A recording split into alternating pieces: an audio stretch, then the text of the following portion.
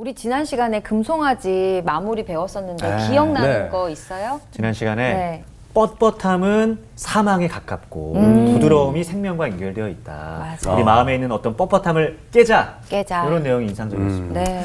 저는 그 수업 시간 이후로 일주일 동안 네. 그 약함과 악함, 네, 요거에 대해서 굉장히 많이 생각을 좀 해봤어요. 네. 그래서 굉장히 선해 보이세요. 감사합니다. 그리고 모세가 진 밖에 회막을 쳤잖아요. 맞아요. 네, 맞아요. 그러면서 여호수아도 등장했고. 여호수아. 맞아요. 네, 아, 새로운 맞아요. 이야기가 또 기대되는 맞아요. 시간이었어요. 맞아요. 금송아지 사건은 우리 참 많은 거 배웠었는데 네. 이번 시간에 또 어떤 이야기를 배울지 기대가 기대가 됩니다. 됩니다. 네. 네.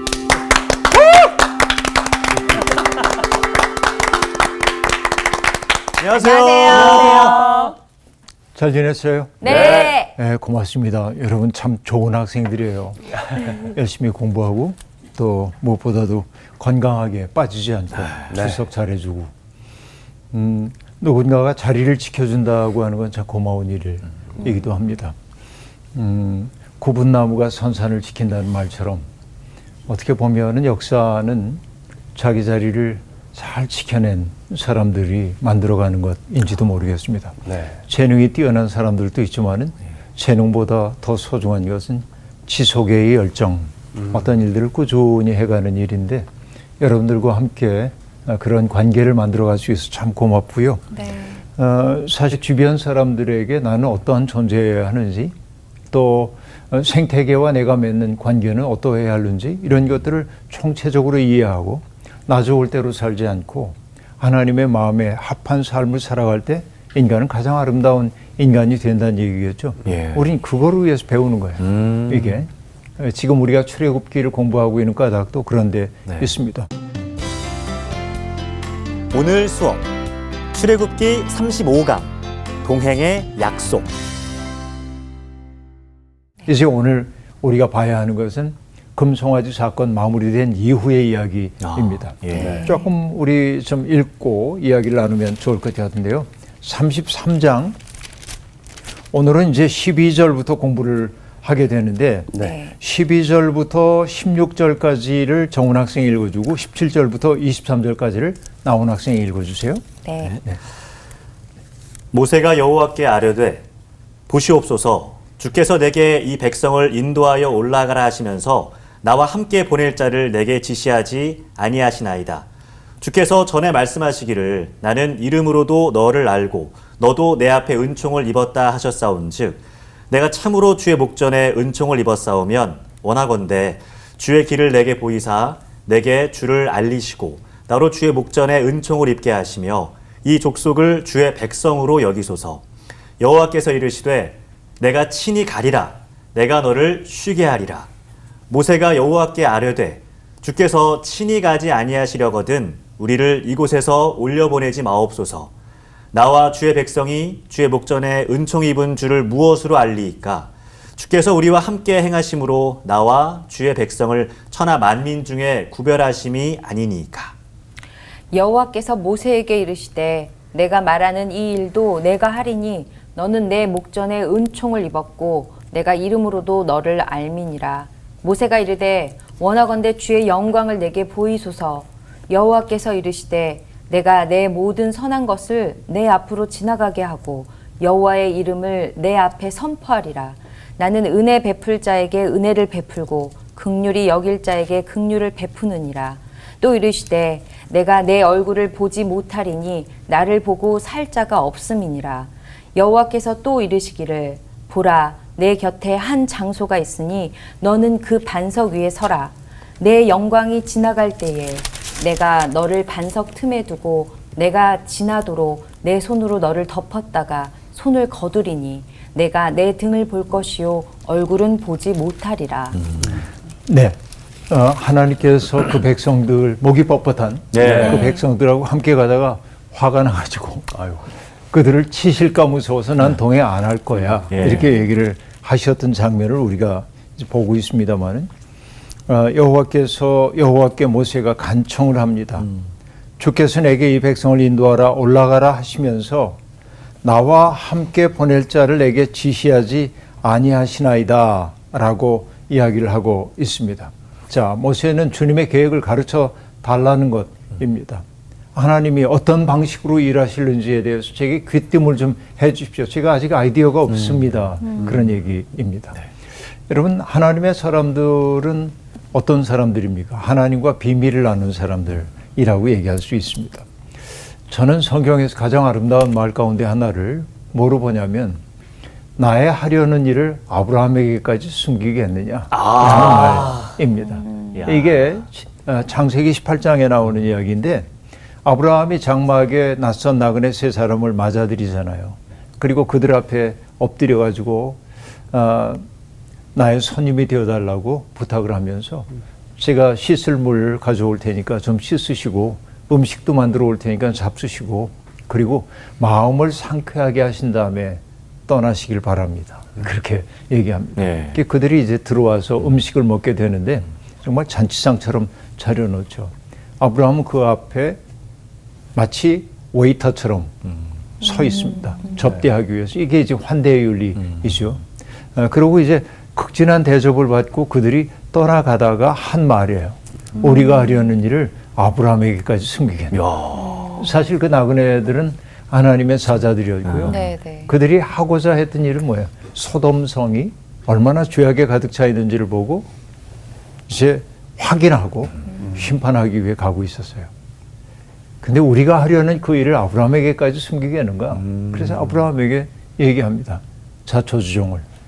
그러자 아브라함이 뭐라고 얘기했죠? 당신의 뜻이 이루어지이다. 그러지 않잖아요. 네. 뭐라고 얘기합니까? 막아섭니다. 그 앞을. 그래서 어떤 얘기를 하죠?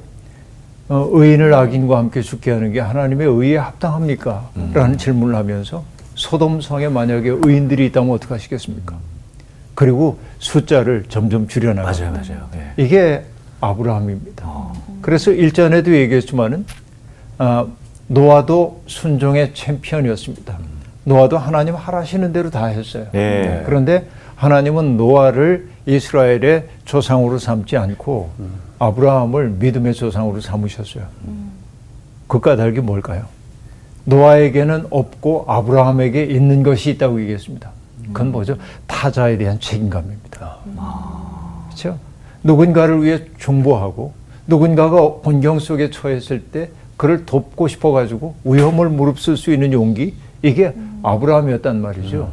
이게 그러니까 우리가 하려는 일을 아브라함에게까지 숨기겠는가, 이 말이 참 대단한 말이라고 볼 수 있는데, 그러니까 하나님의 사람이란 뭡니까? 하나님의 비밀을 아는 사람이라고 말할 수 있습니다. 제가 하나님 앞에 말씀드립니다. 내가 참으로 주의 목전에서 은혜를 입어 싸우면, 그러니까 하나님과 비밀을 나눌 수 있다고 여기신다면 원하건대 주님의 길을 내게 보여주십시오. 두 번째, 내게 주를 알려주십시오. 세 번째, 나로 주님의 은총에서 목전에 은총을 입게 해주시고, 그리고 결국 하는 얘기가 뭐냐면 이 족속을 주의 백성으로 여기소서라고 말합니다. 자, 이게 내용은 두 가지입니다. 여러 가지로 얘기했지만 첫째는 뭐야? 주님의 뜻을 알려주십시오. 이게 첫 번째입니다. 네. 두 번째, 출애굽 공동체를 나의 백성이 아니라 주님의 백성으로 여겨주십시오 라는 얘기입니다. 자, 하나님께서 그 백성들을, 출애굽 공동체를 뭐라고 부르셨냐면 이 백성, 고집센 백성, 이 백성, 고집이 센 백성, 이렇게 이제 부르셨는데, 그렇죠? 하나님의 거리두기, 하나님의 일종의 거리두기라고 얘기할 수 있겠는데요. 말로 거리를 두고 있는데 모세는 아주 단호하게 뭐라고 얘기하냐면 주의 소유격에 네. 백성으로 여겨달라. 그러니까 아주 삼자가 얘기하듯이 이 백성, 고집이 센 백성, 이렇게 객관화해서 얘기하고 있는데 이제는 그러지 말고 주님의 소유된 백성으로 여겨 주십시오라고 얘기를 하고 있습니다. 자, 똑같은 이스라엘 백성입니다. 그들을 이렇게 지칭할 때와 이렇게 지칭할 때는 완전히 달라져요. 온도차가 그렇죠. 엄청나요. 온도차가 엄청나게 네. 되는 거죠. 이게 이제 중요한 것으로 볼 수 있습니다. 그래서 명명행위가 중요한 까닭이 그런 데 있습니다. 누군가를 짐승이라든지 짐승 혹은 악마, 괴물 이렇게 지칭하는 순간 예. 그들은 제거되어야 해. 네. 악마니까, 네. 괴물이니까 제거돼야 돼. 제거하기 위해서 폭력을 사용하는 것이 정당화돼요. 정당화. 폭력 사용하는 것이. 그래서 우리들도 그렇습니다. 어떤 사람을 특정한 어떤 찌질을 딱 붙여놓는 순간 그들은 대상화되어서 짐승이나 악마나 괴물처럼 제거되어야 할 존재가 되는 거고. 근데 결국 이렇게 찌지가 붙어진 사람들은 자기에게 찌지를 붙인 사람에게 참 고맙습니다. 그럴 리가 없잖아요. 그렇죠. 그럼요. 나를 이렇게 여겨주니 얼마나 고마워요. 그럴 리가 없잖아요. 네. 그러니까 여러분 마틴 부버라고 하는 사람이 썼던 책 가운데 나와 너라고 하는 책이 있는데 예. Ich und du라고 하는 책인데 두 가지의 관계를 얘기합니다. 나와 너의 관계가 있고 나와 그것과의 관계가 있다고 얘기를 하고 있는데 나와 너는 인격적 관계입니다. 서로 인격으로 대하는 거예요. 그런데 내가 누군가를 인격이 아닌 수단으로 대하게 될 때 수단화된 사람은 나를 인격으로 대할까요? 그럴 가능성이 별로 없죠. 네. 이중의 소외가 일어나는 거예요. 인간적인 소외가. 그러니까 누군가를 저렇게 규정하는 순간 폭력이 우리 속에서 작동하기 시작하는 것이죠. 그러니까 언어가 정말 중요하다. 그래서 우리가 함부로 말하면 안 돼요. 네. 그러니까 어떤 사람이 나하고 견해가 다르다고 할 때, 아, 견해가 다르구나. 그런데 저 사람이 가지고 있는 진정성은 뭘까? 귀를 기울이고 경청하려고 하지 않고 내가 들리는 대로 듣고 저 사람은 뭐야? 하고 규정해 놓는 순간 갈등이 시작되는 거예요. 그러니까 우리가 그 언어의 폭력으로부터 좀 벗어날 필요가 있는 것이죠. 자, 어쨌든요. 14절과 15절 사이에 모세와 하나님 사이에 대화가 일어나고 있습니다. 여호와께서 말씀하십니다. 자, 주의 백성으로 여겨달라고 얘기하자 마침내 14절에서 여호와께서 이르시되 내가 친히 가리라. 어? 누구를 보내실 건지 얘기해 주십시오. 그런데 이 백성을 주님의 백성으로 여겨주세요. 그러자 하나님이 마침내 응답하신 거예요. 네. 내가 친히 가리라. 내가 너를 쉬게 하리라. 라고 얘기합니다. 자, 하나님은 모세와 동행할 것을 약속하면서 너를 쉬게 하겠다고 얘기합니다. 그런데 모세가 또 이의를 제기합니다. 너를 쉬게 하겠다 그러면 아멘 주여 감사합니다 그럴 것 같은데 모세가 15절 주께서 친히 가지 아니하시려거든 가신다고 했잖아요. 네. 네. 근데 친히 가지 아니하시려거든 우리를 이곳에서 올려보내지 마옵소서라고 얘기합니다. 자, 모세가 지금 하고자 하는 얘기는 뭐냐면 너를 편히 쉬게 하겠다 했는데 모세는 그의 백성과 자기의 운명 공동체임을 드러내면서 나만 편하면 안 됩니다. 우리가 모두 주님의 동행하심 때문에 누리는 평안을 누릴 수 있어야 합니다. 하고 얘기하고 있습니다. 주님이 함께 하신다는 그것이 주님의 백성으로서의 징표이기 때문에 그들을 개별적인 이 백성 고집센 백성으로 여기지 말고 주의 백성으로 여기셔서 그들도 평안케 해주시기를 원합니다. 라는 의지가 그 속에 담겨 있습니다. 그러자 17절에 주님이 말씀하십니다. 내가 말하는 이 일도 내가 하리니 너는 내 목전에 은총을 입었고 내가 이름으로도 너를 알미니라 하고 얘기합니다. 자, 은총을 약속하신 주님께 하나님의 영광을 보여달라고 하죠. 그 이후에 네. 모세가 하나님께 이제 청합니다. 주의 영광을 내게 보이소서라고 말합니다. 그러자 하나님은 그 요청에 응답을 하십니다. 뭐라고 말하냐면 이렇게 얘기합니다. 내가 내 모든 선한 것을 내 앞으로 지나가게 하고 여호와의 이름을 내 앞에 선포하리라. 여러분 여호와의 이름이라고 하는 것이 여러분 이제 우리가 명입니다마는 이름이라고 하는 것은 기호이지요. 네. 예를 들어서 우리가 정나온 씨하고 부르면은 네 사람 가운데서 네 하고 대답할 사람은 정나온 씨밖에 없습니다. 네. 왜냐하면 이게 우리가 약속한 기호이기 때문에 그래요. 네. 임성원 씨 그러면은 성원 씨 홀로 대답을 해요. 이게 기호입니다. 그죠? 네. 그러니까 이것은 단순한 기호이지만은 고대 세계에서 이름은 단순한 기호가 아닙니다. 존재 그 자체이기도 합니다. 존재 그 자체. 그래서 어떤 문화권에 따라서 다르기도 하지만은 할아버지의 이름을 손자가 그대로 갖다 쓰는 경우도 있습니다. 외할머니의 이름을 손녀가 갖다 쓰기도 합니다. 왜냐하면 이게 연결되어 있음을 보여주는 거예요. 이름이라고 하는 것은 단순한 기호가 아니었습니다. 옛 세계에서는. 그러니까 여호와의 이름이라고 하는 것은 여호와를 지칭하는 기호를 얘기하는 게 아니라 바로 뭐냐? 하나님의 존재 그 자체가 그들에게 등장하는 것을 얘기할 수 있겠습니다. 내 모든 선한 것을 내 앞으로 지나가게 하고 여호와의 이름을 내 앞에서 선포하리라.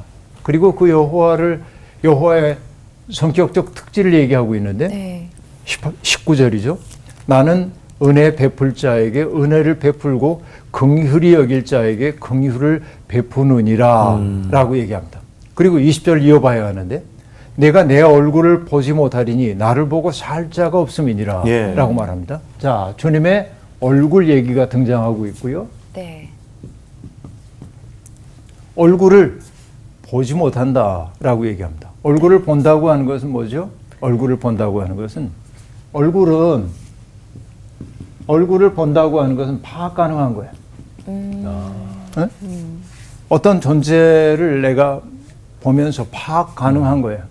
그러니까 나의 개념 속에 들어오는 거예요. 얼굴을 보는 순간. 네. 그러니까 하나님의 얼굴을 본다고 하는 것은 뭐냐? 내가 하나님을 이제 파악 가능해. 인간이 가지고 있는 인식의 범주 속에 하나님을 그 틀 속에 집어넣을 수 있다라고 하는 게 하나님의 얼굴이라는 거예요. 이건 가려져 있어요. 인간은 하나님의 전모를 파악할 수가 없습니다. 누구도 그렇죠.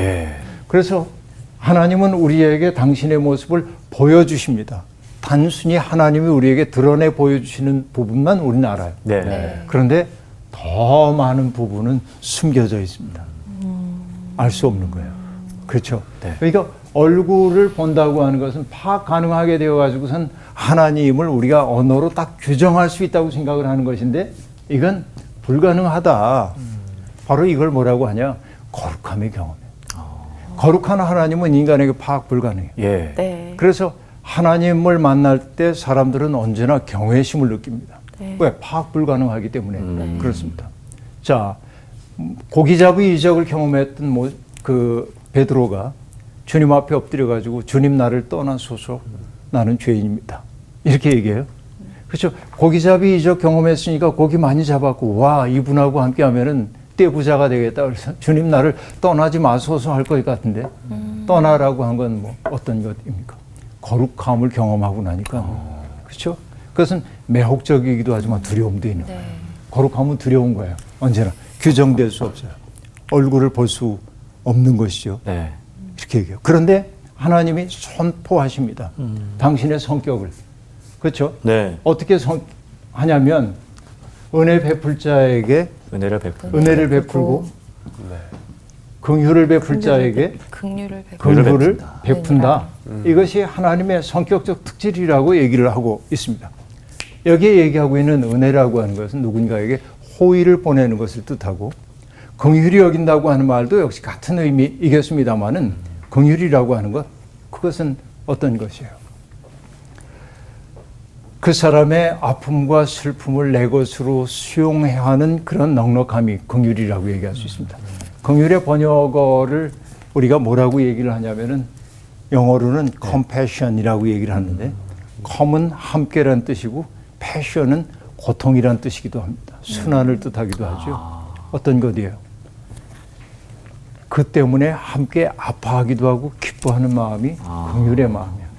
하나님의 성격을 드러내고 있어요. 그래서 이 긍휼이라고 하는 단어의 히브리어는 뭐와 관련이 있냐면 여성들의 모태, 자궁과 관련된 단어에서 유래합니다. 자기의 모태 속에 들어왔던 아이를 정말 기르고 그리고 목숨을 걸고 출산한 어머니가 그 자식을 사랑하는 것처럼 하나님이 우리를 사랑하시는 것은 그런 어머니의 사랑에 빗대서 설명할 수밖에 없었던 거예요. 하나님 그런 사랑으로 우리를 사랑하신다. 은혜 베풀 자에게 은혜 베푸시고 긍휼 베푸신 자에게 긍휼을 베푸셔. 그런데 그분은 어떤 분이에요? 거룩한 분이에요. 파악 불가능한. 그러니까 거룩함이라고 하는 게 싸늘하지 않아요. 거룩함은 네, 네. 따뜻해요. 네. 이게 은혜가 있고 긍휼이 있어요. 그런데 이 거룩이 오용되는 사례가 많이 있습니다. 그게 어떤 것이죠? 예수님 당시에 율법학자들과 바리새파 사람들은 거룩이라고 하는 척도를 가지고 사람들을 재요.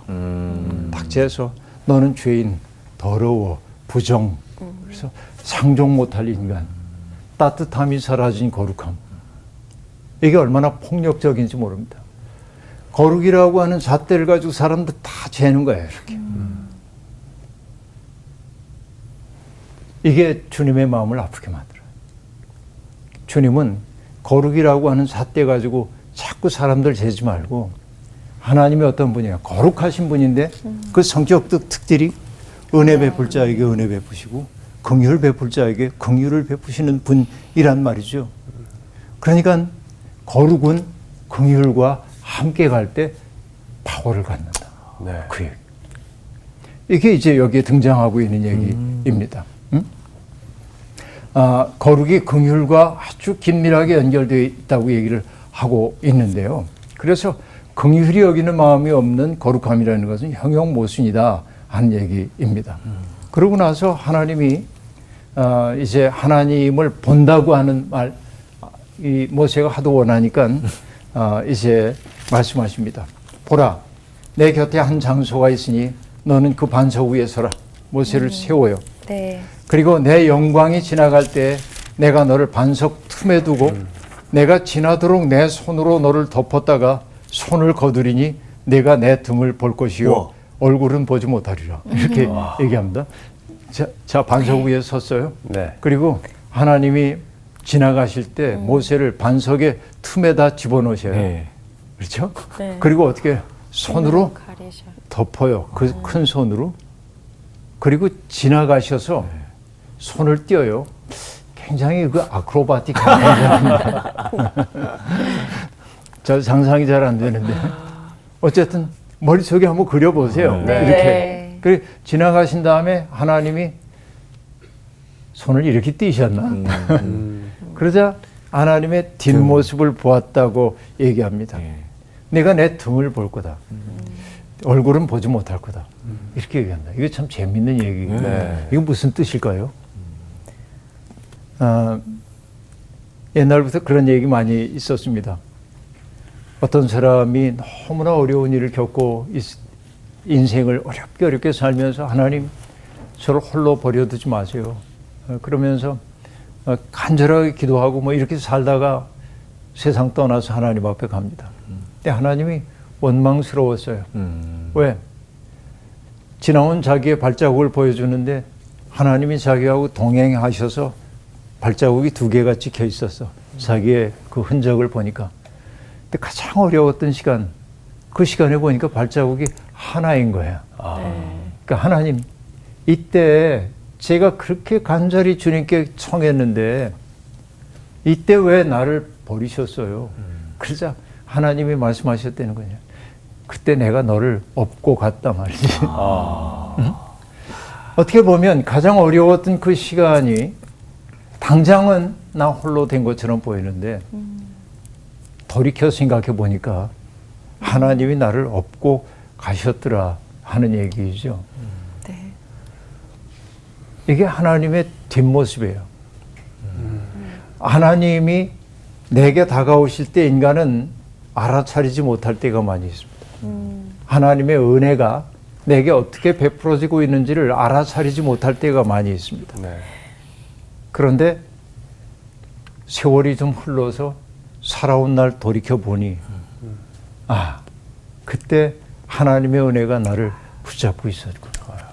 나를 지탱해 준 게 하나님의 은혜였구나. 그 난감했던 시절에 내가 홀로라고 생각했었는데 홀로가 아니었고, 그때 성원 씨가 와가지고 내 손을 잡아줬는데 하나님이 성원 씨를 보낸 거구나.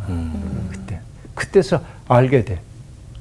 그래서 어떤 목사님이 책을 쓰셨는데 그 책 제목이 이 사실을 밝혀줍니다. 돌아보니 발자국마다 은총이었네. 네? 돌아보니까 네. 발자국마다 은총이었단 말이죠. 이게 하나님의 뒷모습. 그래서 인간의 어떤 그 지각이라고 하는 것은 불완전하기 때문에 하나님이 우리 앞으로 이렇게 오고 계실 때 못 알아봐요. 언제나 뭐예요? 지난 후에 돌이켜 생각해 보니 하나님의 은혜가 나를 잡고 있었네. 이걸 알 때 우리가 뭘 하냐면 예. 내 삶이 고달프고 힘겨울 때, 하나님이 부재한 것처럼 보일 때, 그래서 세상이 원망스러울 때 하나님 어디 계십니까 하다가도 문득 그 난감할 때 하나님이 나를 어떻게 도와주셨는지에 대한 기억이 떠올라서 아, 지금도 하나님이 나와 함께 계심을 확신하게 되는 거죠. 바로 이것이 시편에 등장하는 탄식시들입니다. 하나님 언제까지 내가 고통 겪어야 돼요? 그렇죠? 하나님 어찌 이런 일이 생겨요? 원수들 때문에 내가 너무 힘들어요 하고 얘기하는데 막 탄식을 하다가 어조가 바뀌어요. 주께서 내게 베푸신 은혜를 돌아보니 감사하다 하는 얘기. 그래서 나는 이것을 무사람들에게 전하겠습니다. 이렇게 바뀌어요, 어조가. 그건 뭐예요? 기억. 그래서 우리는 그 기억이 참 중요해요. 생각을 해야 그 기억도 떠오르는 것이라고 볼 수 있겠죠. 네. 이게 그래요. 하나님은 사후적으로만 인식되더라 하는 얘기입니다. 그 다음 얘기를 한번 살펴볼까요? 하나님이 그 백성들과 동행하신다고 약속을 지금 했습니다. 예. 네. 그리고 모세에게 새로운 지시가 내려옵니다. 너는 돌판 둘을 처음 것과 같이 다듬어 만들어라. 내가 깨뜨린 처음 판에 있던 말을 내가 그 판에 쓰겠다라고 얘기합니다. 네. 그 서양의 재미난 그 농담 비슷한 얘기가 있는데요. 모세가 십계명 돌판 던져가지고 네. 깨뜨렸잖아요. 네. 네. 네. 그래서 그 깨진 게 유물이니까 사람들이 그걸 이제 그 고고학적으로 발굴해내면 굉장한 일이 되겠죠. 그래서 사람들이 막 그걸 깨진 돌판을 찾느라고 했는데 되게 가난한 사람들이 캐낸 돌판은 뭐냐면 하지 마라, 하지 마라, 하지 마라 이런 말들이고 그리고 힘 있는 사람들이 그 가진 건 뭐냐면 도둑질, 간음, 살인 이렇다는 그 아주 씁쓸한 농담이 있습니다만 근데 재미나는 게 첫 번째 십계명 돌판을 주셨을 때 모세가 돌판 만들어 가지고 올라갔나요? 아니요. 아니죠. 예. 하나님이 친히 주셨잖아요. 예. 네. 그렇게 하시면 될 것 같은데 예. 하나님이 지금 모세에게 지금 뭐라고 얘기를 하고 있죠? 돌판을 처음 것과 같이 다듬어 네. 만들라라고 네. 얘기를. 그러네. 그죠? 예. 네. 깨트린 거에 대한 책임을 책임을 지라고 하는 것 같기도 하고. 네. 근데 여러분 여기서 참 중요한 게 출애굽 공부하면서 제가 여러분께 드렸던 말씀 기억나실는지 모르겠어요. 홍해를 건너고 그리고 먹을 거 없어서 만나 메추라기 내릴 때까지 모세가 백성들에게 백성을 통해서 하나님이 모세를 통해 하나님이 백성들에게 하셨던 말씀은 어떤 것이었습니까? 너희는 가만히 있어 내가 하는 일을 봐라. 네. 하나님이 전적으로 책임을 다 져주셨습니다. 네.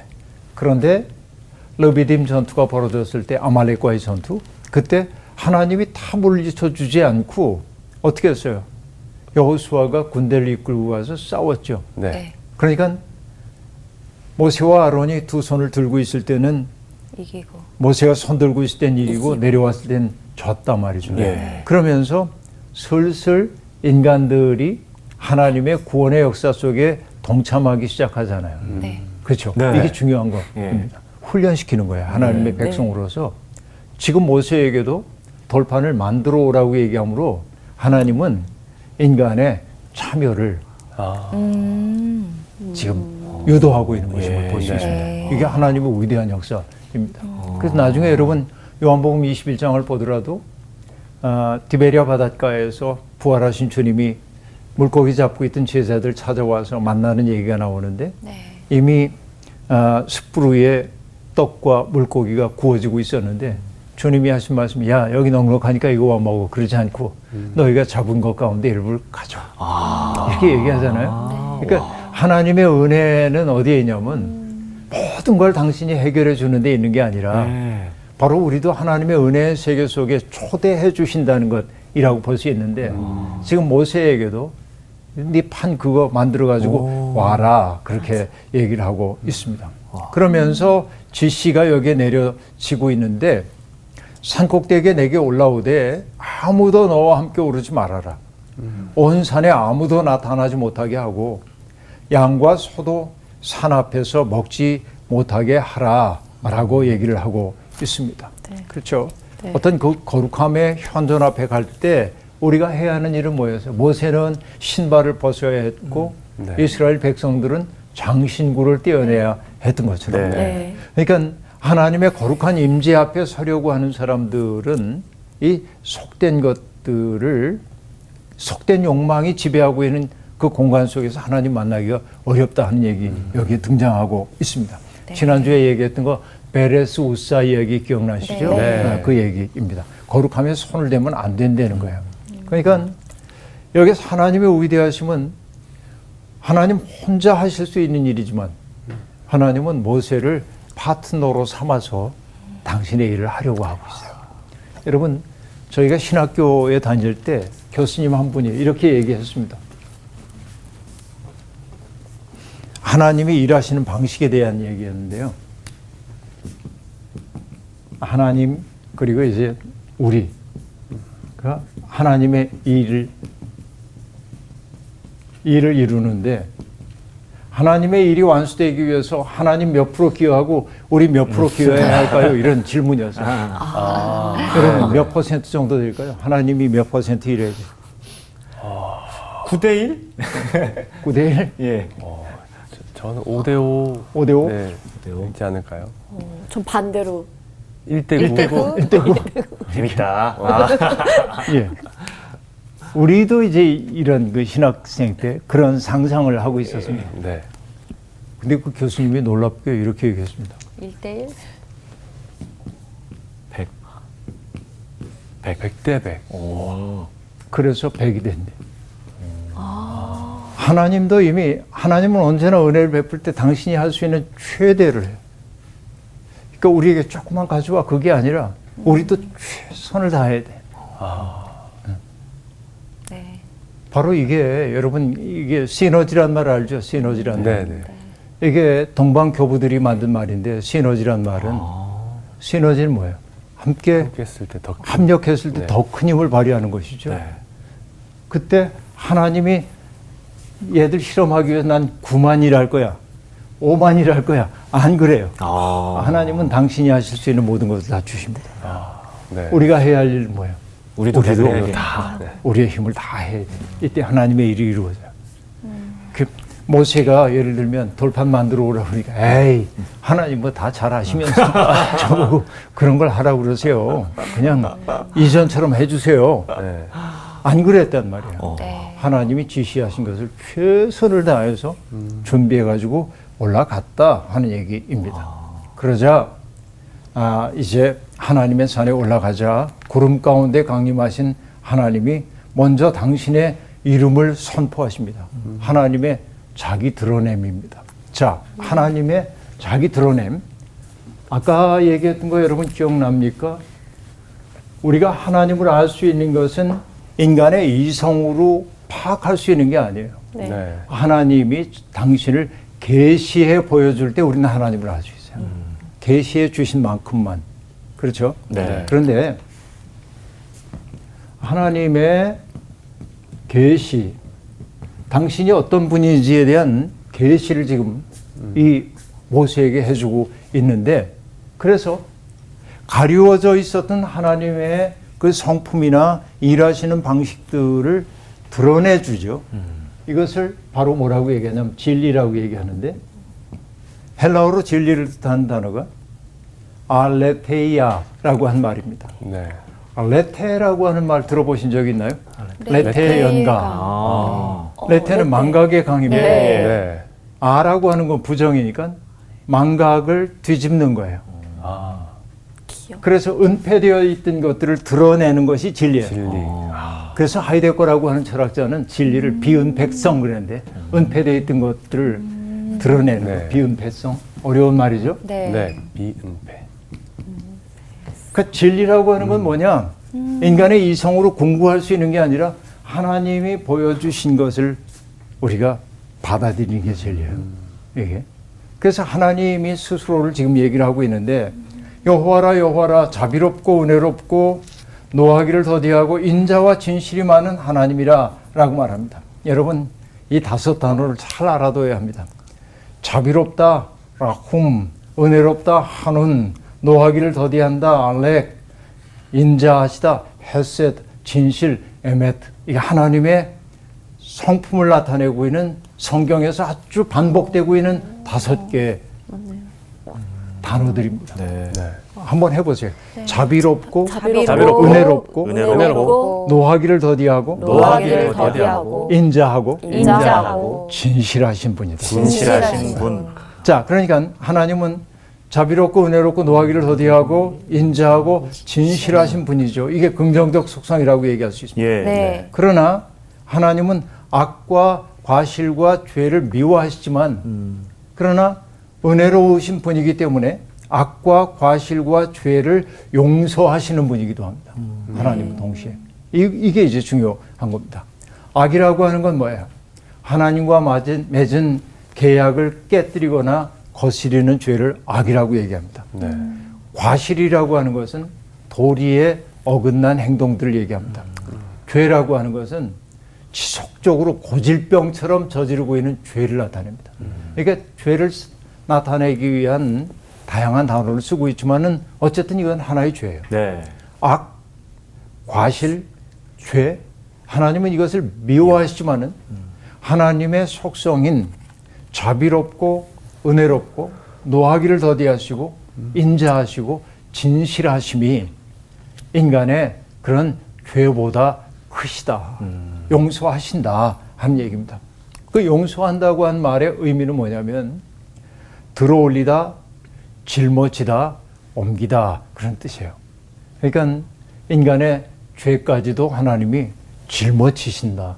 이게 가없는 하나님의 사랑이라고 말할 수 있겠죠. 네. 그러나 하나님이 그런 사랑의 존재라고 해가지고 벌을 면제하지는 않으신다 하는 얘기입니다. 아버지의 악행이 자손 3, 4대까지 보응하게 된다라고 말하고 있는데 여러분 죄의 결과가 후손에게까지 영향을 미친다라는 사실을 지적하고 있습니다. 네. 그러므로 여러분 우리가 이 세상 살면서 자녀들에게 유산 물려줄 생각만 하지 말고 내가 선하게 살고 아름답게 살 때 그것 자체가 이미 후손들에게 유산이야. 더 큰 유산이야. 네. 물질적인 것들보다 내 삶이 깨끗하고 아름답고 거룩하고 맑고 하나님 경외하는 삶일 때 이미 후손들을 위해 복을 심는 삶이란 말이죠. 네. 자, 이 얘기 끝난 다음에 모세가 땅에 엎드려서 경배하며 얘기합니다. 내가 주님께 은총을 입었거든 주는 우리와 동행하옵소서. 이는 우리가 목이 뻣뻣한 백성입니다. 우리의 악과 죄를 사하시고 우리를 주님의 기업으로 삼으소서. 앞에 나왔던 그 이야기를 반복함으로 이 이야기를 마무리를 짓고 있습니다. 네. 오늘 수업 여기서 마칠게요. 고맙습니다. 네.